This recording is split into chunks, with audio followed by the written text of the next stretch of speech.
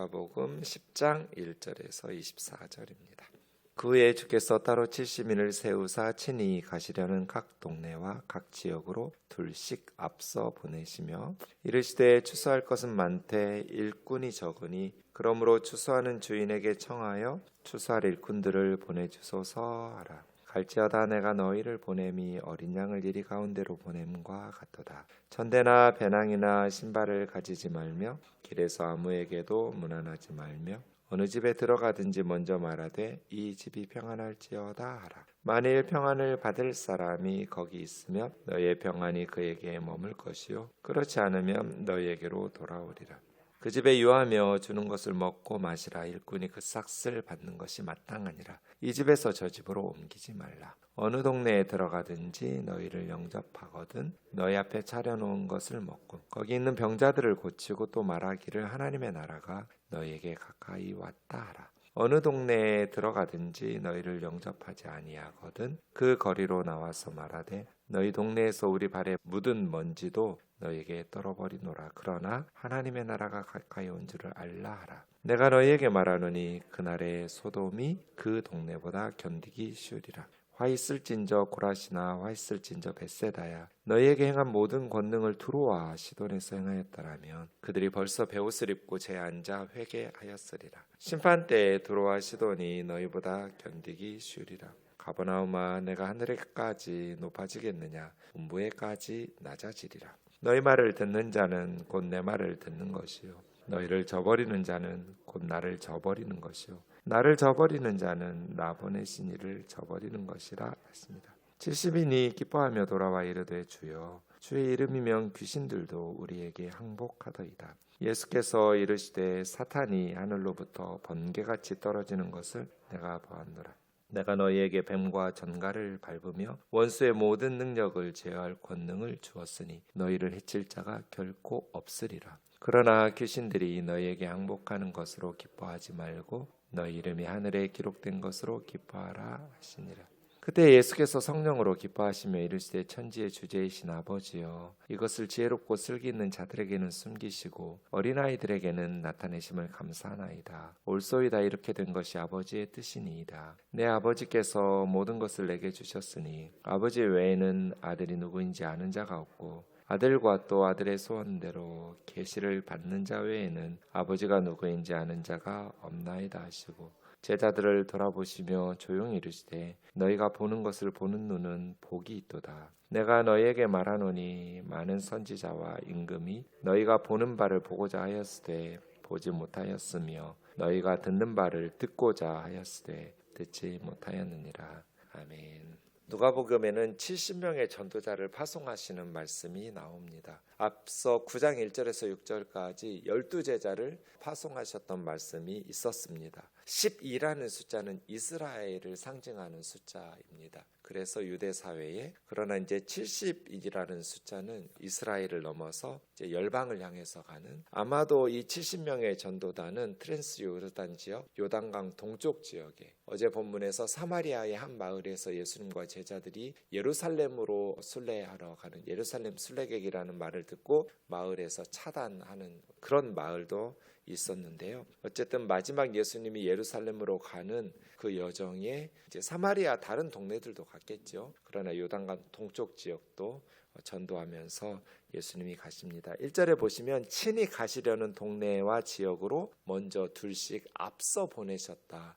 이렇게 말씀하고 있습니다. 제자들이 먼저 가서 전도하고 또 이제 예수님이 친히 가시려는 마지막 전도 여행이라고 할 수 있겠습니다. 각 동네와 각 지역으로 둘씩 보내십니다. 혼자 가는 것이 아니라 둘씩 짝지어서 함께 동역하는 것이죠. 그렇게 하나님의 사역은 함께 하는 거죠. 혼자 하는 것이 아니라 둘씩 서로 돕고 동역하면서 하는 것입니다. 추수할 것은 많되 일꾼이 적으니 일꾼. 나중에 이제 70명의 전도대가 예수님께 돌아와서 크게 기뻐하면서 막 흥분하는 내용 나옵니다. 주여 주여 주의 이름이면 사탄이 정복되는 것, 귀신이 나가는 것을 우리가 경험하고 왔습니다. 일꾼들만 경험할 수 있는 기쁨이죠. 구경꾼들은 이런 기쁨을 맛보지 못해요. 가끔 목회하다 보면 타 교회 성도들이 목사님 우명동 교회에 선교하냐고 물어요. 그래서 우리 이렇게 선교한다고 하면 내가 그 선교사님들 후원해도 되냐고. 자신이 다니는 교회는 선교를 안 한다고. 그런 분들이 가끔 있어요. 그래서 꼭 그분들이 하는 말이 있어요. 나는 체험을 했다고. 그러니까 구경꾼들은 이런 체험을 못해요. 일꾼들이 체험해요. 그러니까 또 하고 싶은 거예요.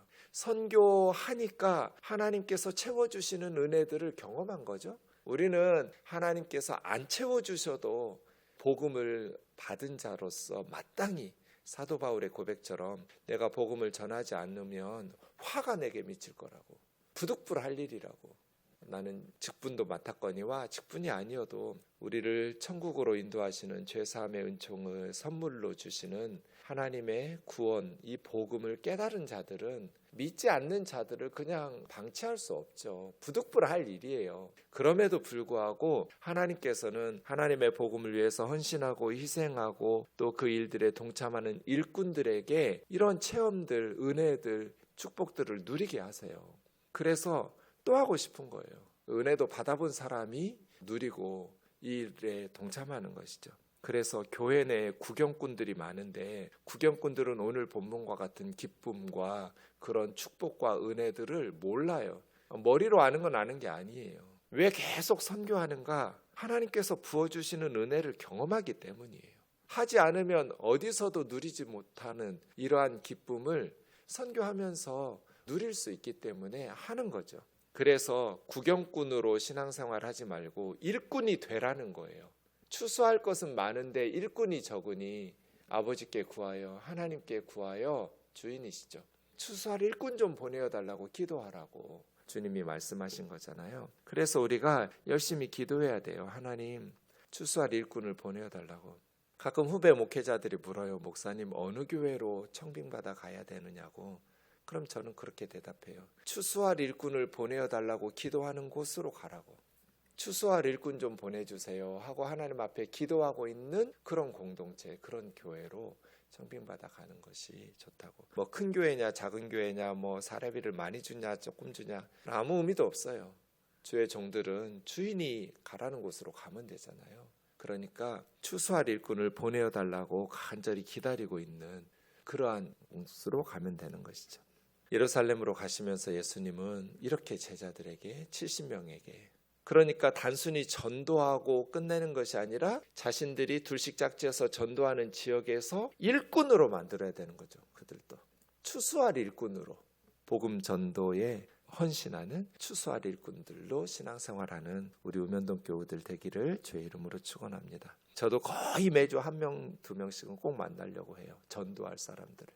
어제도 한 형제를 거의 월요일에 이제 목회자들이 쉬니까 좀 여유 있는 다른 일정들이 없으니까 그럼 이제 안 믿는 사람들 만나서 같이 교제하고 전도하고 그렇게 하려고 애써요. 우리는 추수할 일꾼, 죽어가는 영혼들에 대해서 그냥 가만 놔둬도 천국 갈 사람 뭘 우리 교우들도 교제하고 같이 식사하고 해야죠. 하지만 우선순위는 안 믿는 사람들. 우리가 복음을 전하지 않으면 지옥으로 가는 사람들을 향해서 항상 우선순위를 두고 우리가 추수할 일꾼으로 살아야죠. 갈지어다 내가 너희를 보냄이 어린 양을 이리 가운데 보낸 것 같도다. 이건 뭐 밥이네요. 어린 양이 이리, 늑대, 맹수들에게로 가는 것은 뭐 잡아먹히기 딱 좋은 위험한 일이죠. 복음 전도자의 사역은 위험한 일이죠. 그래서요 목자이신 주님과 함께 가야죠. 하나님의 도우심이 절대적으로 필요해져. 선교는 나의 어떤 뭐 자원을 의지하는 것이 아니라 하나님을 전적으로 신뢰하면서 전대나 배낭이나 신발을 가지지 말며 전대는 돈주머니이고요. 배낭은 여행용 가방이겠죠. 신발 그 뭐 맨발로 다니라는 뜻인가? 여분의 신발 챙기느라고. 이거 다 준비하고 떠나면 언제 선교사, 언제 전도자로 떠나겠어요? 아니 내가 믿음도 없는데 나중에 성경 뭐 공부라도 잘해서 아니요. 그냥 떠나는 거예요. 그런 것 준비 다 하고는 선교나 전도할 수가 없어요. 그럼요. 하나님이 공급하실 것을 믿고 가라는 거예요. 그래서 저는 CCC 출신인데 CCC는 대학생 여름 수련회를 저희 때는 이제 몽산포에서 해변에서 했거든요. 전국에서 한 10,000명 정도가 모여서 일주일 동안 몽산포에서 CCC 전국 대학생 여름 수련회를 마치면 그 다음 한 주간은 거지순례 해야 합니다. 거지 전도하는 거예요. 이름을 그렇게 붙였어요. 거지 전도단이라고. 그래서 이제 수련회만 끝나고 가는 지체들도 있고, 그 다음 주 거지 전도 전국을 돌면서 대학생들이 그냥 빈손으로 가요. 원칙은 딱 하나예요. 돈 가지고 가지 않는다. 예수님 오늘 본문 말씀처럼. 그래서 그냥 먹여주는 분이 있으면 먹고, 재워주는 곳이 있으면 자고, 여름이니까 뭐 재워주는 데 없으면 비박하고 거리에서 자고 하면서 전도하는 거예요. 주로 이제 교회를 찾아가서 자죠. 항상 재워주셨어요. 밥도 먹여주시고. 그래서 그 지역에 흩어져서 전도하는 거예요. 정말 많은 체험들을 해요. 거리에서 전도하면서. 아무것도 없으면 불안하잖아요. 근데 그냥 걷는 거예요. 태워주시는 분들이 있으면 타고, 없으면 계속 기도하면서 어느 지역으로 어떻게 갈까 하면서 그냥 교회 예배당에서 자고, 또 굶주리기도 하면서 계속 기도하면서 움직이면서 전도하는 거예요. 팀을 짜가지고. 그때 체험하는 것들이 정말 많았어요. 하나님께서 공급하신다. 아무 대책도 없어요. 아는 지역이 아니에요. 낯선 동네예요.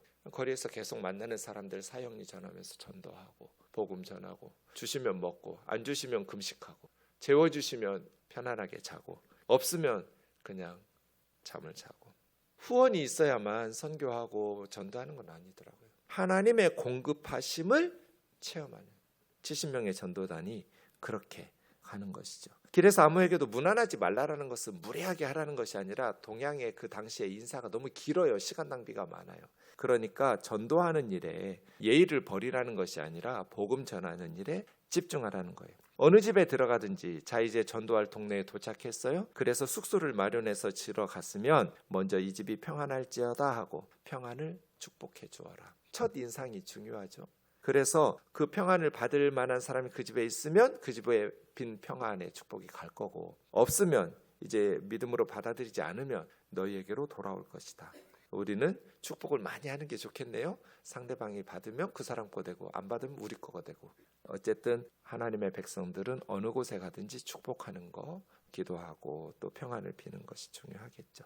그 집에 유하며 주는 것을 먹고 마시라. 이게 이제 트랜스 요르단 지방이면 이방화된 지역이잖아요. 요단강 동쪽 지역은. 그러면 유대인들이 좀 먹기 불편한 음식법을 지키지 않을 테니까 이방화된 지역에서는 주는 것을 음식법 따져가면서 막 이러지 말라는 거예요. 선교사가 주는 대로 먹어야지 율법 따져가면서 자기 이럴 수는 없잖아요. 그러니까 주는 것 먹고 마셔라. 그리고 일꾼이 싹쓸 받는 것이 마땅하다. 이렇게 후원 받는 것에 대해서 부담스러워하지도 마라. 제가 목회자 되고 나서 교회에서 사례비 받는 게 되게 부담스러웠어요. 이 말씀 깨닫기 전까지는. 일꾼이 싹쓸 받는 것이 마땅하다. 소에게 입에 망을 씌우지 않고 추수하는 소에게, 이런 구절이 있잖아요. 그냥 알고는 있었는데 큐티하면서 마음속에 깊이 박히기 전까지는. 그래서 제가 깨달았어요. 아, 내가 교만했었다. 그게 정말 부담스러운 게 내 교만 때문이라는 걸 알았어요. 왠지 성도들 앞에서 당당하고 싶은, 아, 나는 돈 안 받아 교회에서 그냥 자비량으로 목회하는 자야. 제가 교수를 해야 되나 번역을 계속 해야 되나 막 이런 고민들 많이 했었거든요. 교회에서 돈 받는 게 싫어가지고 부담스러워서. 부담이 그 부담이 아니라 본질을 깨닫고 보니까 내 교만 때문이었더라고요. 근데 주님이 뭐라 말씀하세요? 일꾼이 싹쓸 받는 것이 마땅하다. 선교사가 후원을 받지 않으면 어떻게 선교를 하겠어요? 뭐 안 되면 자비량 목회하고 자비량 선교할 수밖에 없는 상황이겠지만, 제가 해보니까 자비량으로 저는 이제 개척해서 번역해서도 오랫동안 먹고 살았는데, 거기에 시간 쓰는 것보다 목회자들은 사역에 집중하는 게 훨씬 효과적이에요. 어쩔 수 없으니까 개척교회에서 다른 일 하면서 하는 거지. 아, 그것도 내 교만이었고 인간적인 생각이었지 하나님께서 기뻐하시는 것은 아니었구나. 목회자들과 선교사들은 가능하면, 여건과 상황이 된다면 사역에 집중하는 게 훨씬 교회에 유익하고 사역에 유익하고 그런 것 같아요. 제 생각에는. 어쨌든 사례비 받는 것이나 선교 후원 받는 것을, 물론 이제 우리가 선교사나 목회자들이 호의호식하고 사치스럽게 이러면 안 되겠지만, 하나님께서 주시는 후원들을 가지고 일꾼이 싹쓸 받는 것이 마땅하다. 주는 거 그냥 먹고 주는 대로 먹으면서 사역하는 것. 또 우리는 목회자들이나 선교사님들이 그렇게 사역에 집중할 수 있도록 생활에 걱정이 없도록 후원하는 그런 교회와 성도들이 돼야겠죠. 이 집에서 저 집으로 옮기지 말라는 것은 좋은 숙소 찾아다니지 말라는 거예요. 그런데 시간 낭비하지 말고 딱 정해졌으면 거기서 그 동네 떠날 때까지 그 집 위에서 축복하면서 선교하는 사람, 전도하는 사람이 주인이 쫓아내지도 않는데 부담스러워서 좀 나가달라고도 안 하는데 좋은 숙소 구하느라고 눈치 보고 이거저거 하면 그것도 꼴불견이죠. 어쨌든 어느 동네 가든지 영접하거든 앞에 차려놓은 것을 먹고 못 먹을 음식이 나와도 먹으라는 거예요. 이방인 지역이니까 따지지 말고 거기 있는 병자들 고치고 또 하나님의 나라가 가까이 왔다. 하나님의 통치, 너희가 천국에 들어갈 수 있는 하나님 나라 백성이 될 수 있다라고 전하는 것이죠. 그 동네가 영접하지 않으면 거리로 나와서 너희 동네에서 우리 발에 묻은 먼지도 떨어버린다. 내가 이 동네 먼지도 가져가지 않을 거라는 건 뭐예요? 너희는 하나님의 나라 복음을 거부했다. 마지막으로 하나님 나라가 가까이 온 줄 알라 하면서 떠나라는 거예요. 경고하면서. 너희는 먼지도 떤다는 것은 모든 유대 관계를 끊어버린다는 교제 단절이잖아요. 하나님 나라 복음을 전하는 전도자들과 복음이 단절되면 이 동네는 하나님 나라에 들어갈 수 없다는 선언이잖아요. 그러니까 그런 경고를 남겨놓고 떠나는 것이죠. 내가 너에게 말하노니 그날에 심판의 날이겠죠. 소돔이 그 동네보다 견디기 쉬울 것이다. 소돔은 천사들의 복음 전도 경고를 받지 않고 심판받았죠. 롯 제외하고는. 그런데 이 동네는 복음 전도의 심판의 경고를 받고도 거부한 동네니까 소돔은 전도자들이 간 적도 없는데 천사들이 이렇게 복음 전할 기회도 없었는데 이런 식으로 말하는 거죠. 고라신, 벳세다, 가버나움이 나오는데요. 그렇게 많은 예수님의 말씀을 가장 많이 들은 동네, 예수님의 기적, 오병이어 같은 벳세다에서 했었죠. 기적을 가장 많이 경험한 동네 사람들이 예수님을 믿지 않을 때 그들도 역시 교만이죠. 하늘까지 높아지겠느냐, 음부, 지옥의 끝까지 낮아질 것이라고 말하는 것입니다. 교만, 변하지 않는 것, 교만이죠. 가난한 동네였잖아요. 오병이어의 기적이 필요할 만큼. 그래서 예수님께서 많은 은혜를 베푸시고 말씀을 가르쳐 주시고 기적을 베푸셨음에도 불구하고 변하지 않는 사람들. 그러니까 꼭 뭔가를 많이 가진 사람들만 교만한 게 아니에요.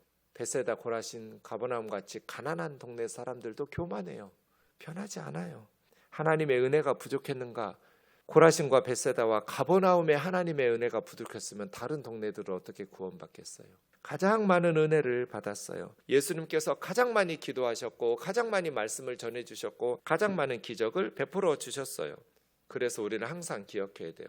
꼭 많이 배우고 부유한 사람들만 교만한 거 아니다. 가난하고 못 사는 사람들도 교만하다. 나도 내가 뭐 가진 게 있어야 교만하지 이렇게 생각하기 쉽지만 그렇지 않아요. 은혜를 은혜로 여기지 않는 게 교만이고 말씀을 듣고도 은혜를 받고도 변하지 않는 게 교만이에요. 하늘까지 높아지고 그렇게 목사들이 나 챙겨줘야지, 교회 가면 우리를 떠받들어 줘야지, 이런 걸 교만이라고 그래요. 자기들이 원하는 만큼 채워주지 않으면 변하지 않는 사람들, 헌신하지 않는 사람들. 은혜도 받는데 익숙해지면 그냥 시큰둥해지잖아요.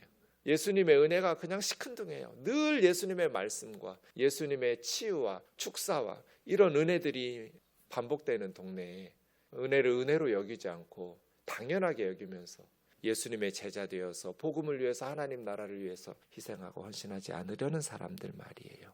그래서예요. 좋은 설교 들으면 변할 것이라는 착각을 하시면 안 돼요. 고라신, 벳세다, 가버나움. 예수님 설교 듣고도 변하지 않았어요. 목사님들이 좋은 설교를 안 하니까 내가 변화되지 않지. 아니에요. 예수님 설교 듣고도 변하지 않는 사람들이 있어요.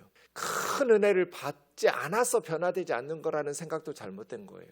고라신과 벳세다와 가버나움 큰 은혜를 얼마나 더 받아요. 예수님의 기적, 예수님의 말씀. 그래서 이 두 가지 착각, 좋은 설교를 들으면 변할 거야, 살아계신 하나님의 은혜를 받으면, 큰 은혜를 받으면 변할 거야. 아니요, 착각이에요.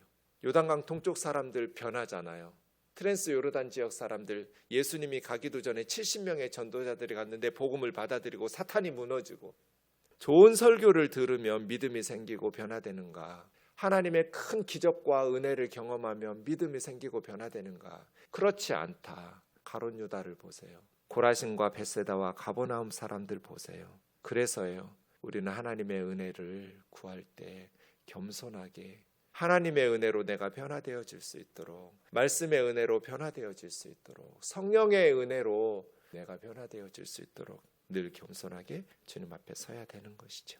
17절 보시면 70인이 기뻐서 주님 앞에, 주의 이름이면 자기들도 놀란 거잖아요. 예수 이름의 권세를, 나사렛 예수 이름으로 명하느니 귀신이 물러나더이다.